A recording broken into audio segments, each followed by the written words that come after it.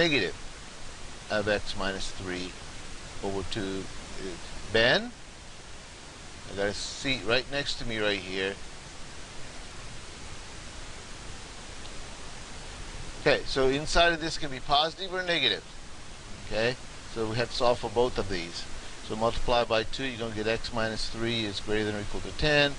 Subtract 3, you're going to get, or add 3, you're going to get x is greater than or equal to 13. Then here, it doesn't matter if you distribute the negative sign or multiply both sides by negative, so let's just multiply both sides by negative. And then I have x minus 3 over 2. I have to switch the inequality, is equal to negative 5. Now a lot of you tend to skip to this step without showing that step, which mathematically does not make any sense. Okay, so don't skip this step. I'll take points off. Okay, multiply by 2, so x minus 3 is less than or equal to negative 10, and then add 3, so x is less than or equal to negative 7. Okay, so if you were to graph this in a number line, you have 13, close circle, bigger means to the right, negative 7, close circle, less than means to the left. Interval notation, negative infinity to negative 7, brackets because of the equal sign, union, okay, 13 to positive infinity. So infinity always gets parentheses. Okay, that's everything there. So let's go to number 9. Number 9. Have a 1 minus 2/3 x, absolute value that's less than 1. Again, same thing. You have 1 minus 2/3 x is less than 1. And then you have a negative of 1 minus 2/3 x is less than 1. Okay, you can solve this as is, but personally I like to get rid of any fractions that I have. That means I'm going to multiply everything by the lowest common denominator. That will help me get rid of the fractions. You don't have to do it this way. You'll still get the same answer. So those 3's will cancel, so I get a 3 minus 2x is less than 3. Take that over to the other side. I get negative 2x is less than 0. Divide by negative 2, x is greater than 0.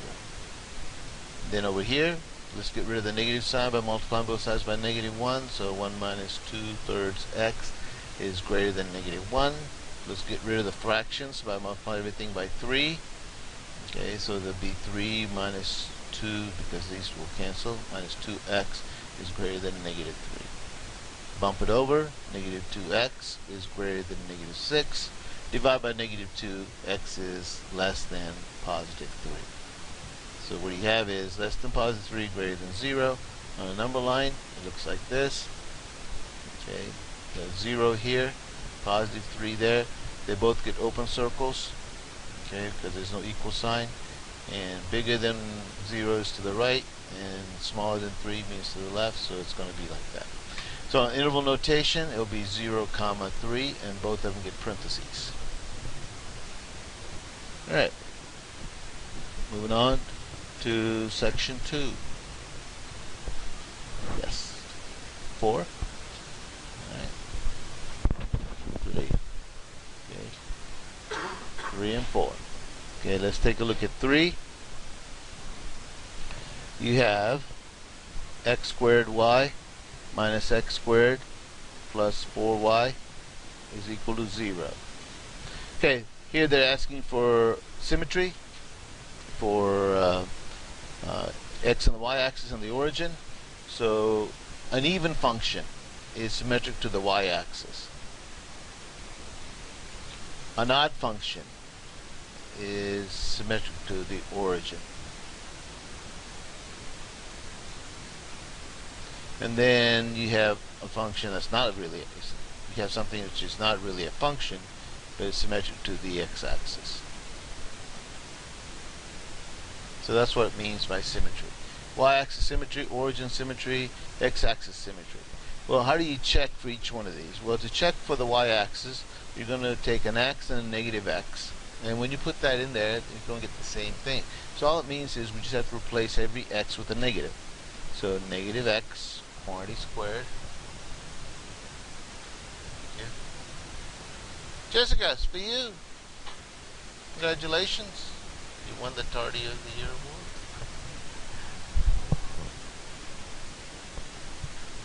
Y minus negative x squared plus 4 times y is equal to 0. Okay, now if I clean this up, will I get the same thing? Yes, I will, because the square will get rid of that, and we'll get x plus x times y minus x squared plus 4y, okay, is equal to 0. Then we say it is symmetric to the y-axis. Now, yes, sir? X squared y, thank you. Alright, so it is the same thing as this, so we say symmetric to the y-axis. Now we also have to check for the x-axis and the origin. Okay, to x-axis we're going to replace y with a negative. So x squared and then negative y minus x squared plus 4 times the negative y is equal to 0. Well, this, if you clean this up, you're going to get negative x squared y minus x squared minus 4y. Well, that's not the same as this. So x-axis, we say no. Okay, the next thing we need to check is the origin. Okay, to check for the origin, we have to replace both x and the y. So we're going to go negative x quantity squared, okay, negative y minus negative x quantity squared, okay, plus 4 times the negative y. Now you can do all of this stuff in your head. Okay, you don't have to show the steps. So on the test tomorrow, okay, if you can check for these in the head, that's fine. It's even better. So that's going to give you negative x squared y, and that's still going to give you a minus x squared, and it's going to give you negative 4y is equal to 0, and that is not the same as that. So for the origin, we say no. So it's only symmetric to the y-axis. Right, let's check number 4. Number 4, you have a xy minus 4 square root of 4 minus x squared is equal to 0. Alright, this y-axis, let's do this fast, and let's do it in our head. Y-axis means I'm replacing every x with a negative x. Negative x, negative x. Okay, well, this doesn't bother me because I'm squaring it. This bothers me, so we say no. X-axis. So now we're going to replace every y with a negative y. Okay, so that means we're going to go in here, and we're going to, in place of the y, we're going to put negative y. Well, that will change the equation, so that's no. Last one is origin. Okay, that means we're going to replace both x's and the y's with negative. So this gets a negative, and that gets a negative x. Alright, so the square will take care of the negative, so that's done. So that doesn't bother us. But the negative times negative will give us positive, so we'll get back the same thing. So yes, it is symmetric to the origin. It does work. Okay? Alright. So, alright. Section 3. This is pre-algebra stuff.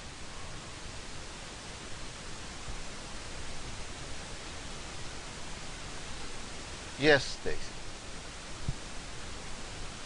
Number 8. You're given a point, negative 3, comma 2, and they want an equation of a line that is perpendicular to x plus y is equal to 7. So, what do you need to write an equation of a line? Okay, you need a point and a slope, right, Bree? And if you can't find the slope, we take a derivative. And that will give us a slope. Okay, so right now, we don't need to take a derivative, but if you solve for y, you're going to get negative x plus 7. And then my slope, obviously, is negative 1. So my slope is negative 1, so I'm going to use this information. Oh, perpendicular, sorry. Perpendicular means perpendicular slope would be negative reciprocal, so it would be opposite of that, which is 1, and reciprocal means flip it, which is 1, so it would be plus 1. Alright, now we have our slope.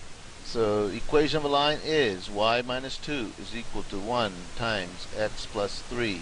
You can leave it in a point slope form. You don't have to put it in slope intercept form.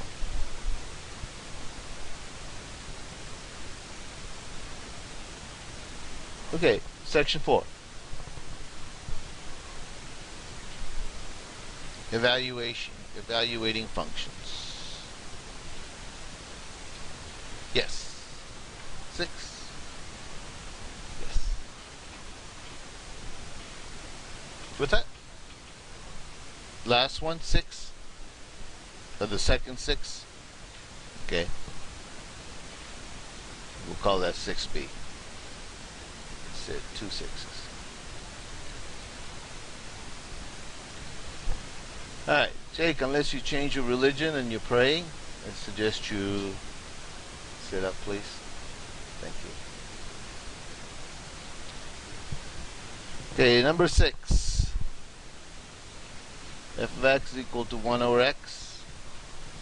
Okay, f of 0. Can you put a 0 in there? Nope. So this is no solution.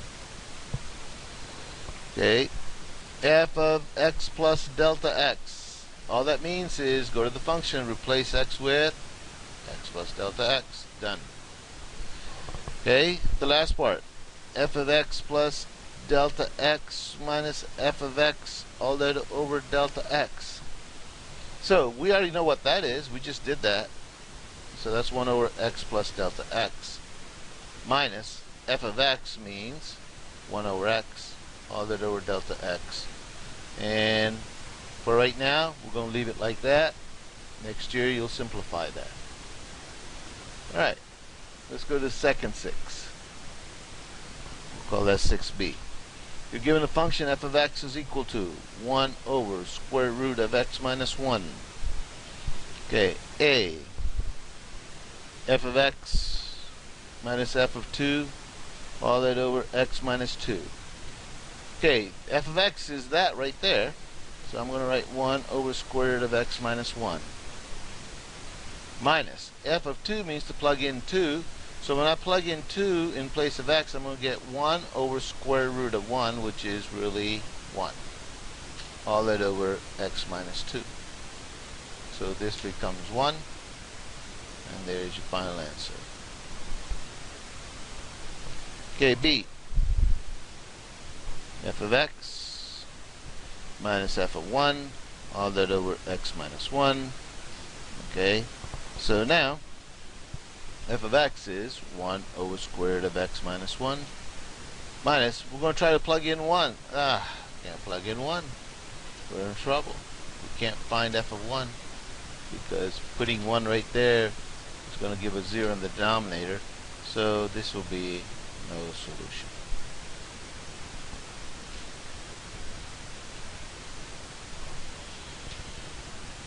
Alright. Part 5. State the domain and the range.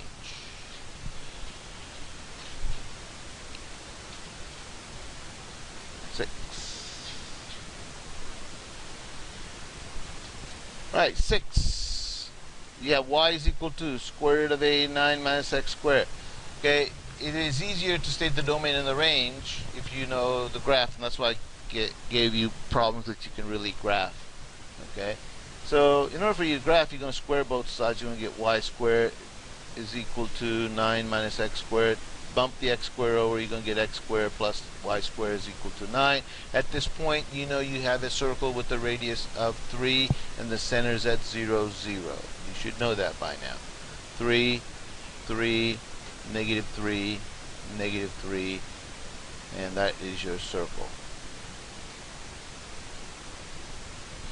Okay, that's what this is. But notice this is only the positive part. So if you went backwards to there and then to there, you can get plus or minus. But they didn't give us the minus part. So that means they don't want to see that part right there. So that is the graph of that. Now once you have the graph of that, then you can state the domain and the range rather easily. Domain is this point right from here to here. Okay, so that is, domain is going to be -3 to 3. Okay, that's your domain. And the range is from here to here. And so that's going to be from 0 to 3 is your range. And you can write that in interval notation probably much faster.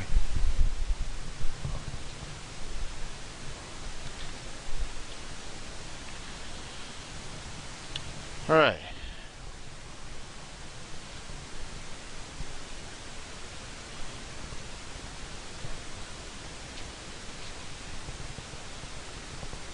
Six.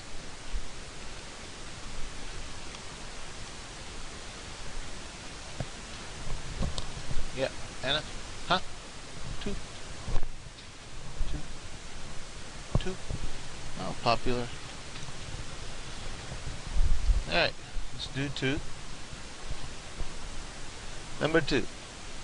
F of x is equal to x to the third. G of x is equal to third root of x. Okay, we are finding f of g, which means that. Okay, and they want us to state the domain. Alright, before we find the composite functions and then state the domain, you must see if they have any restrictions on original functions. Okay, that one has no restriction. I can put any x in there and take cube it, and I'm okay. So this is all reals. And I can take cube root of any number, positive, negative number, doesn't matter. So that means the domain's also all reals. So neither one has any restrictions. Now, let's go back and plug g into f. That means we're going in that direction. So that will be third root of x cubed. That's going to give you x. Okay, this one doesn't have any domain restrictions, so the domain is all reals. You can write it out that way, or you can write set of x's such that x is an element of all reals, or you can go negative infinity to positive infinity in terms of interval notation. It's up to you how you want to write it. Okay, let's go to g of f. Okay, g of f means the f goes in the inside. Okay, so we're going to go this direction now, and that's going to be third root of x to the third. That's going to give us an x. This one doesn't have any domain restriction, and the original functions didn't have any domain restrictions, so my domain is negative infinity to positive infinity.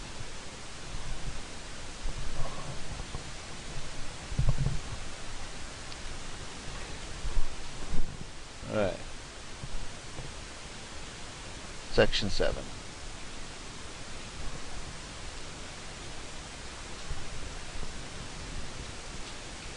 J.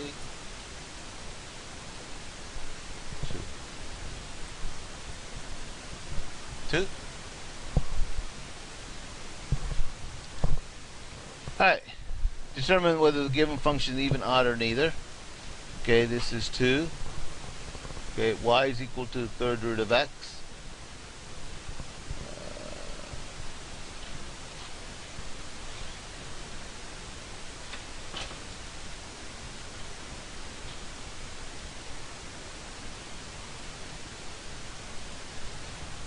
Okay, even functions are functions that are symmetric to the y-axis. Thank you. Okay, odd functions. Functions that are symmetric to the origin. So you do it the same way to check and see if it's even. It's even means we're going to replace x with a negative x. And if I do that, this will turn out to be y is equal to negative cube root of x, and that's not the same. So it is not even. Okay, now let's check for odd. To check for odd, you're going to replace both x and the y. So y with the negative and x with the negative. Clean it up. So this is negative third root of x. Of course, this negative and that negative will cancel each other out. When you multiply both sides by negative, you're going to get y is equal to third root of x, and therefore that is an odd function.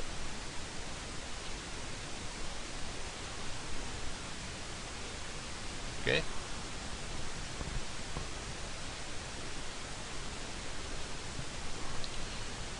Alrighty. Section 8.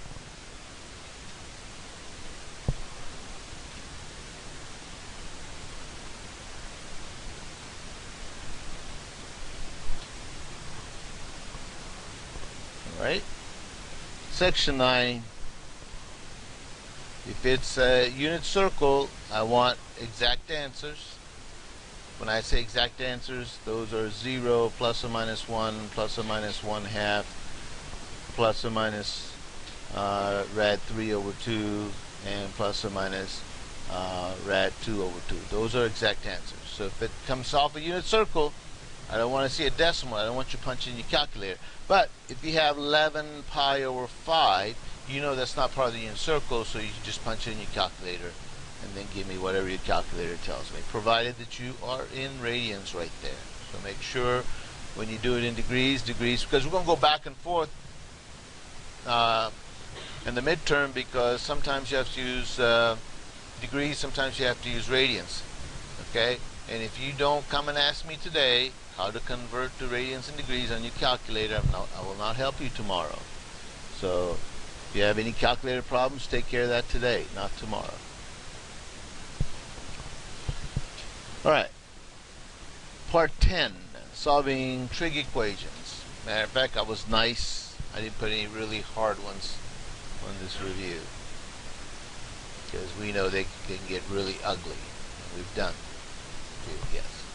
4.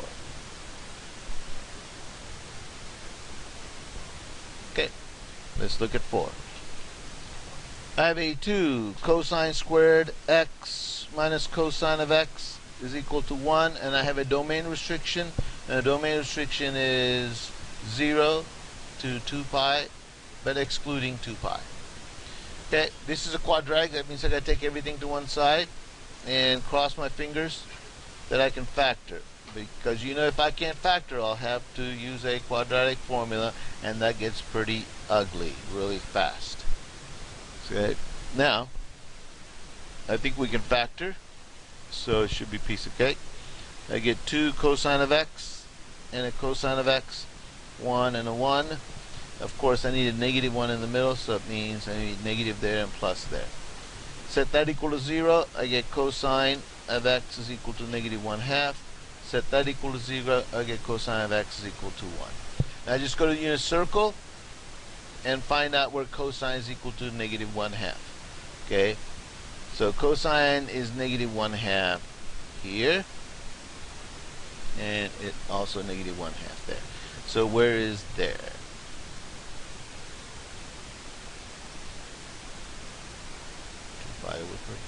And where is there? 4 pi over 3. Okay, so this is done because we're only going around the circle once. Cosine of 1, where is that equal to 1? 0. We can't use 2 pi because there's parentheses on 2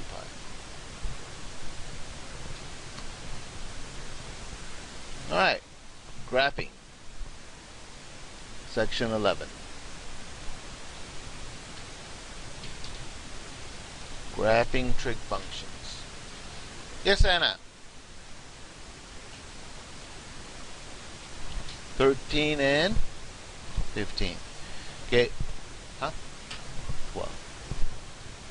Yes, sir. 11. Just stretching, Jake. Okay.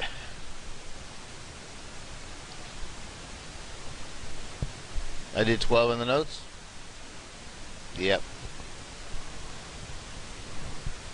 11. Alright. Number 11. Y is equal to 1 plus cosine of x minus pi over 2. Okay. I don't have to rewrite it, but I'll rewrite it for you. Cosine of x minus pi over 2 plus 1. Now it kind of gives you an idea what everything is. Okay. This is my vertical shift. This is my horizontal shift. Okay.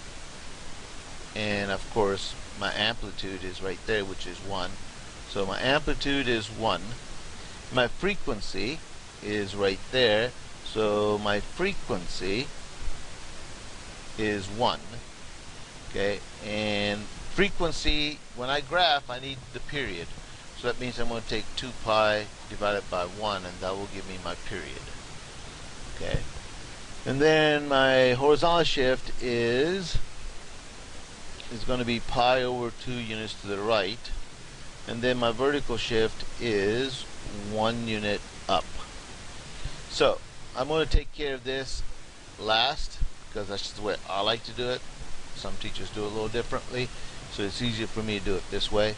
So you can do it any way you want. Because I know I'm going to have a horizontal shift, I'm going to make myself a temporary y-axis because I'm going to have to move that, whether right or left. Okay, this is my x-axis, this is my y-axis right now. Okay, and I also have a vertical shift of 1, so I am going to give myself a new middle. So this is my new middle. Okay, now my period is 2 pi, so zeros here, somewhere down here is going to be 2 pi. Start cutting everything into halves. So pi over 2, and 3 pi over 2. Amplitude is 1, so that means it's going to go up 1. That means it's going to go up to 2, and it's going to go down to 0.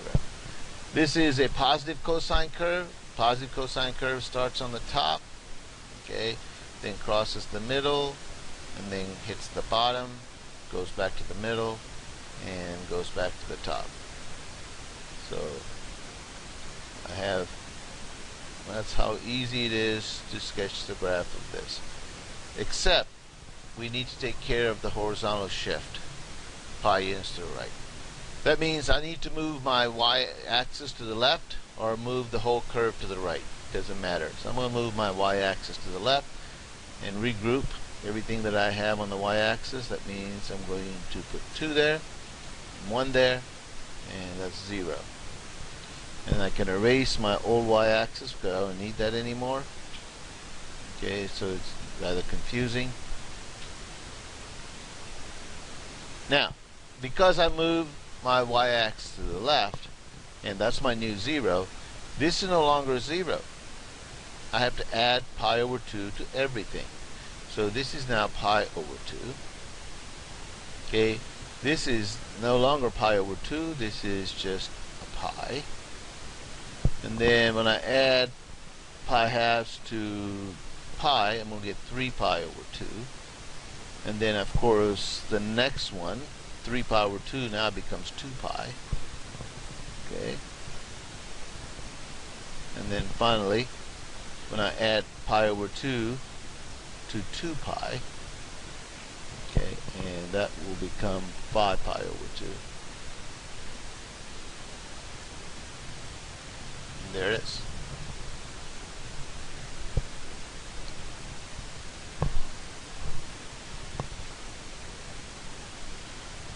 Alright, in section 12, I'm going to throw out 3 and 4 because you need a graphing calculator for that. Okay, so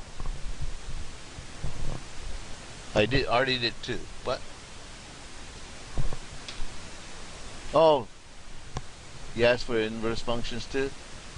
Alright, what was that, 13 and 15? 13. Okay, y is equal to sine inverse of x. You better have this memorized. And you better also know how to state the domain and the range. Okay. I will promise you I'll put this. Yeah, I'll put inverse functions. And it better be drawn the way exactly I'm drawing it. Means this better be cup down and this better be cup up.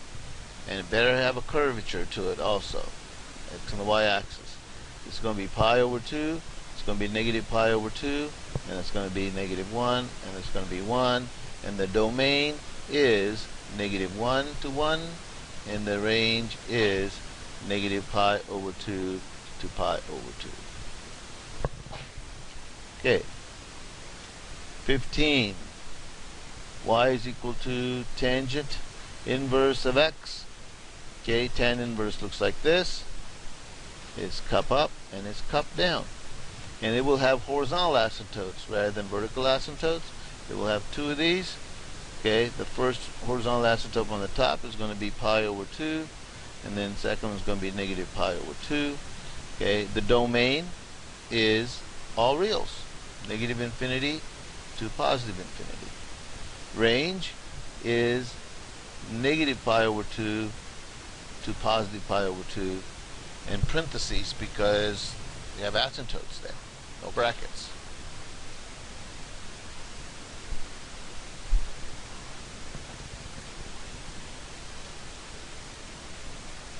All right, section 12.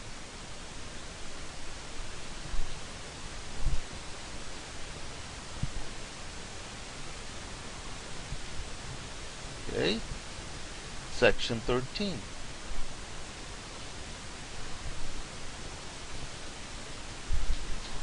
Yes. 2.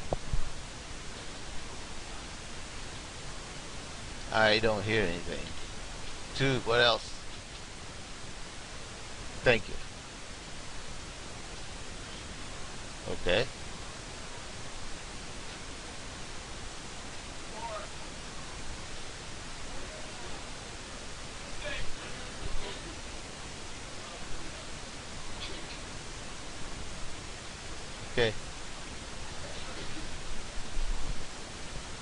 1.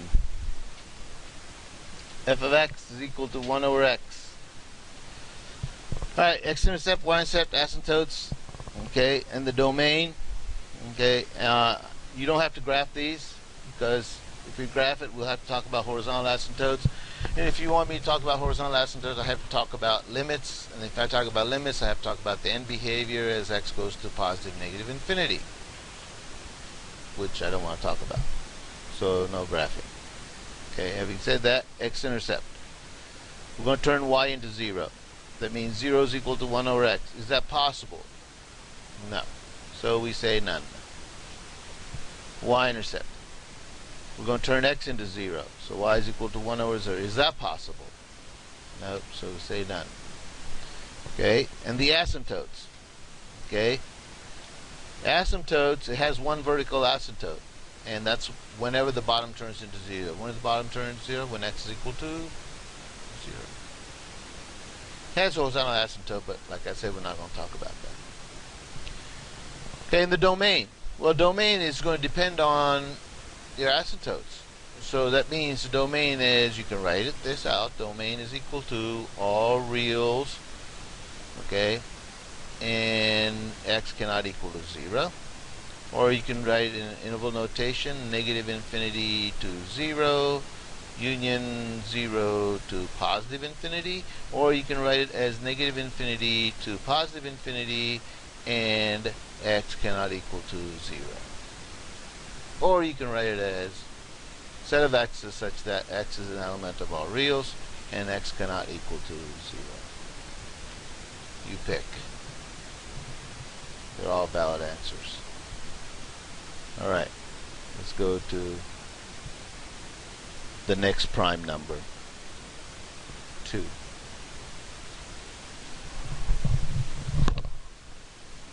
F of x is equal to 4 over x minus 2 cubed.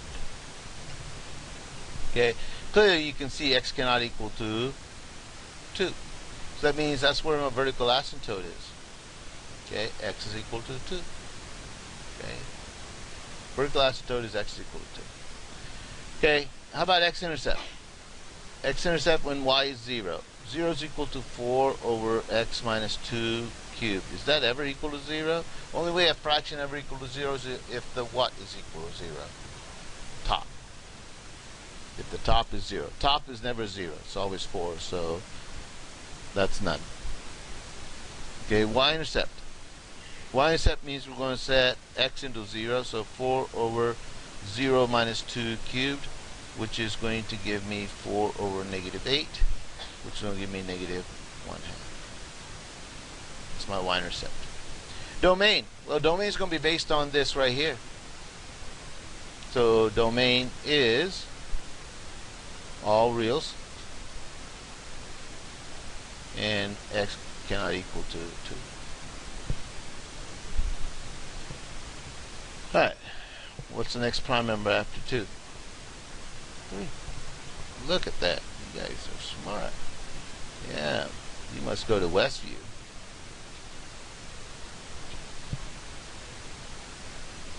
All right. Now, bottom gives us problems because fraction. Got to find out whether the bottom's equal to 0. Okay, so 1 plus 2x is equal to 0. That means x is equal to negative 1/2. That cannot happen, so therefore that's where my vertical asymptote is. Okay, okay. My vertical asymptote is x is equal to negative 1/2. Okay, I can also go ahead. Let's go ahead and state the domain while we're there. The domain is all reals, and x cannot equal to negative 1/2. All right, let's go find the x and the y-intercept. X-intercept means turn y into 0. 1 plus 5x over 1 plus 2x. So when is this fraction ever equal to 0? Okay, negative 1/5. So 1 plus 5x is equal to 0. That means x is equal to negative 1/5. That's my 1/5. That's my x-intercept. Okay, y-intercept means I'm turning my x's into 0. So it'll be 1 plus 0 over 1 plus 0, which is 1.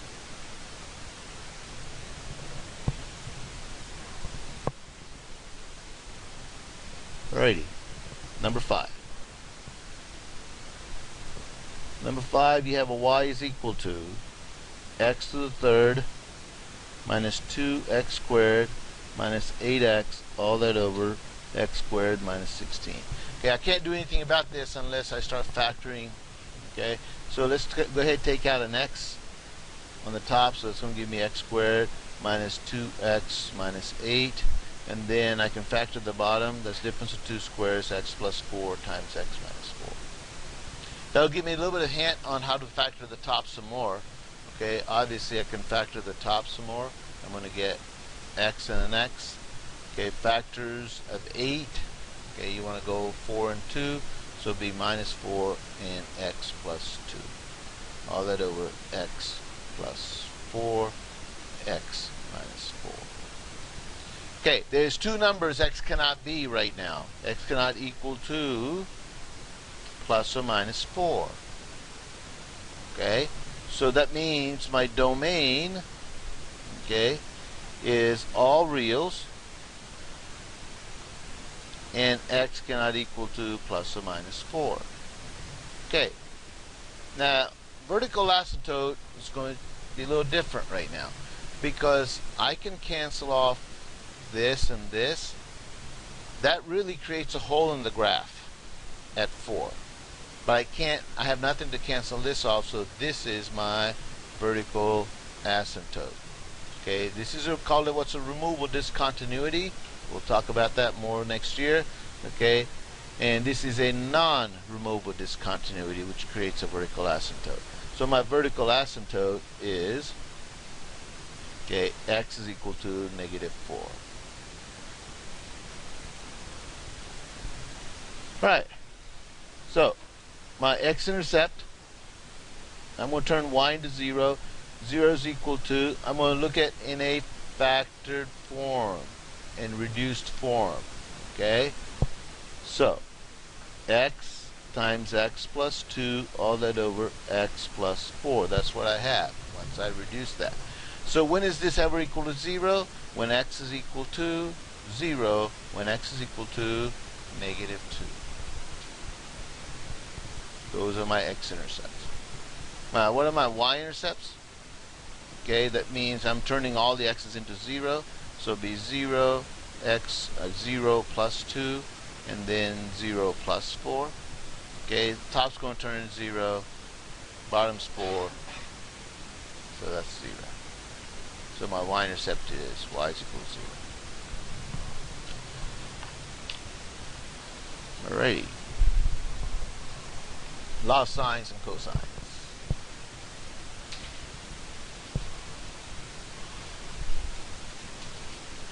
There are no ambiguous cases, so you can relax Don't have to check for a second triangle when you're using law of sines.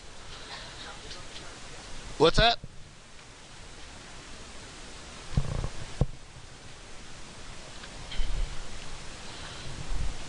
The one that we missed because of the fires? Yep.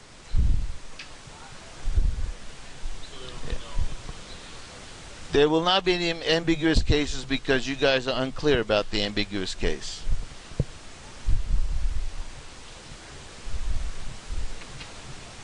It's a little unclear right now. Yes, Anna.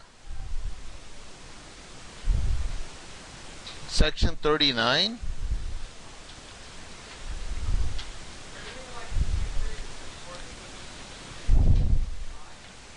I gave 1 through 9.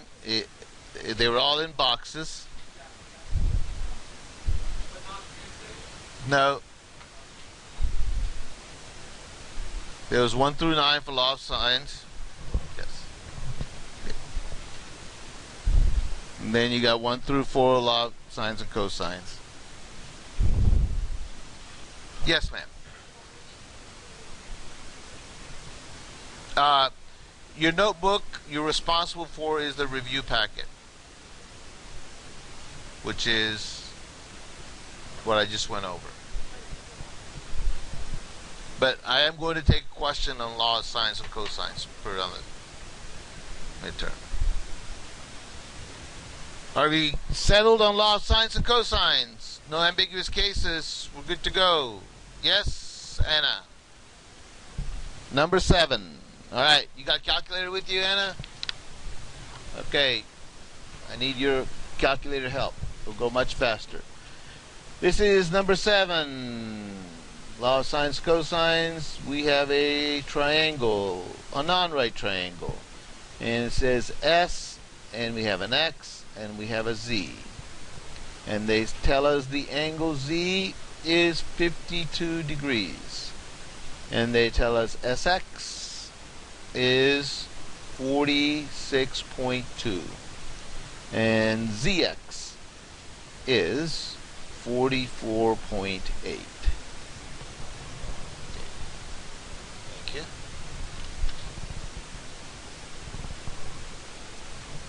Haley, it's for you.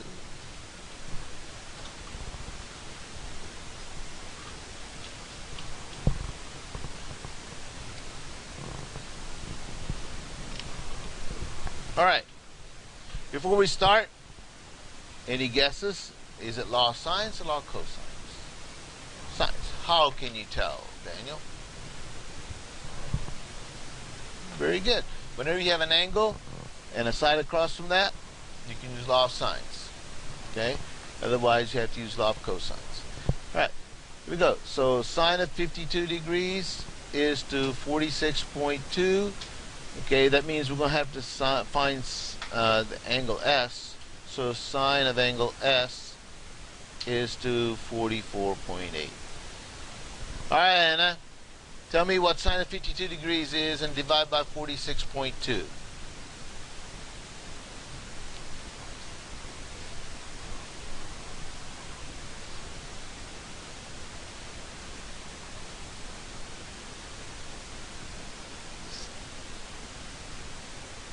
Holding on. Great breath.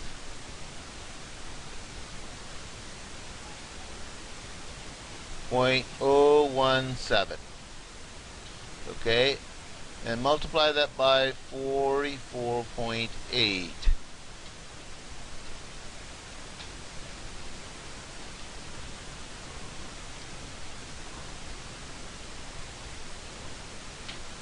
.761. Okay, to find the angle S, I will have to take the inverse of that. So angle S is going to be sine inverse of 0.761. Make sure you're in degrees.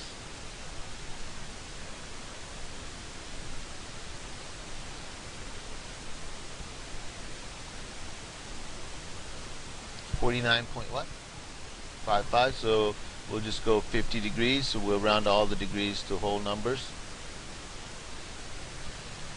Okay, so that's done. Yes, ma'am.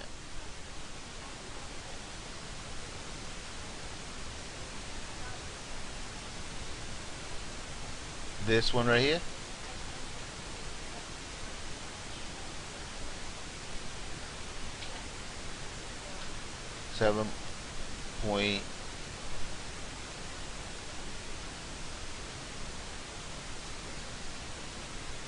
This is wrong right there.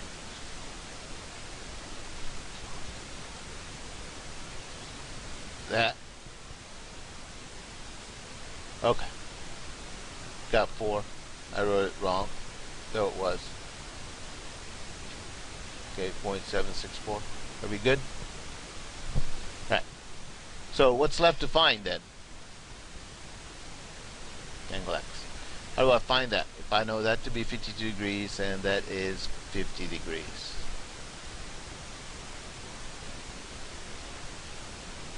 Okay, so and what will that turn into? 78 degrees. Alright, so there's only one piece of information you need to find is that side. And we can use this information right here because I already have that. So I'm going to use that. Sine of 52 degrees is to 46.2 is sine of 78 degrees is to SZ. Okay, this we found out to be 0.017. And then Anna, tell me what is sine of 78 degrees is.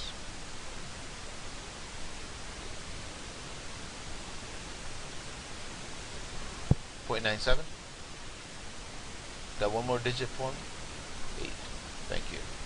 All that over SZ. So we're solving for the SZ, so that means we're just going to cross multiply. So my SZ will be 0.978 divided by 0.017. And what is that, Anna?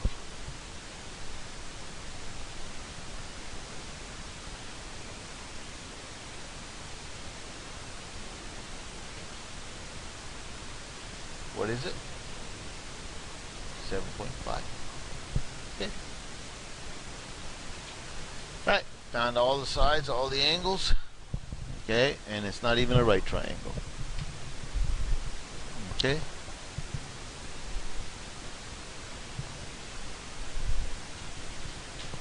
All right. We are done.